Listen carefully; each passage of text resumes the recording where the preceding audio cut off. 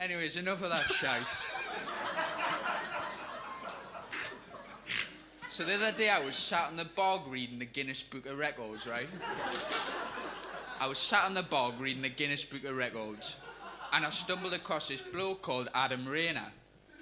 I don't know if you've ever heard of him, but he's the only person in human history to have both dwarfism and gigantism. Yeah, totally. So at 18, he was 4 foot and was diagnosed with dwarfism. Then at 20, he developed gigantism. And by 32, he was 7 feet 2 inches tall. Think about that, man.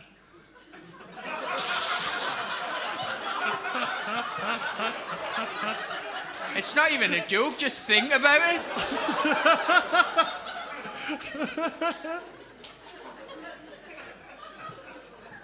As an adult, he went from needing a booster seat to drive to needing a bloody sunroof.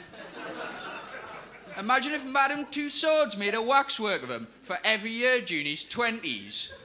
They'd have a bloody Russian doll set.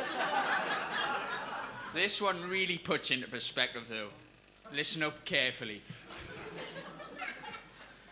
At 18, without even bending at the knee, he'd be able to stare down the barrel of his 32-year-old arsehole.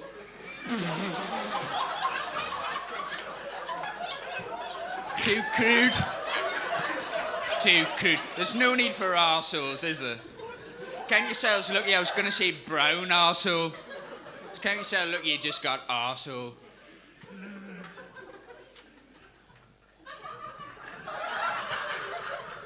This is arguably more informative than it is funny, isn't it? And it's bloody funny, so how informative is it? Right, let's keep them coming. So there was this other bloke called Dylan McWilliams, and with this bloke, right, within the space of 3 years, he was bitten by a rattlesnake whilst hiking, was attacked by a tiger shark while surfing, and was mauled by a black bear whilst camping, all within the space of 36 months. Think about that, man.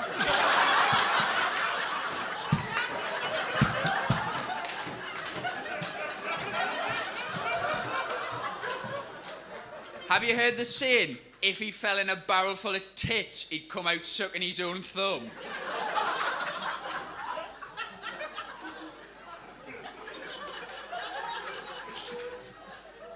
And you'll never get what this silly sod came out and said after the 3rd unprovoked attack.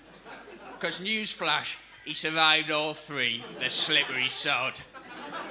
He spoke to some American news outlet and he said, "I'd just like to say that I don't blame the snake, shark, or the bear for what happened.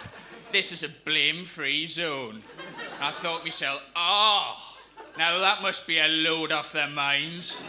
Snakes, sharks and bears, famous of course, have been burdened by their conscience. That black bear must have been riddled with guilt. On the phone to Samaritans. "You know I've been off me food. I've been snapping at the missus. I've been sleeping in till noon. The snake's in ruins. The shark's not been himself for weeks. The guilt's eating us alive, man, and I can't take it anymore." What a fucking plonker he is for saying that.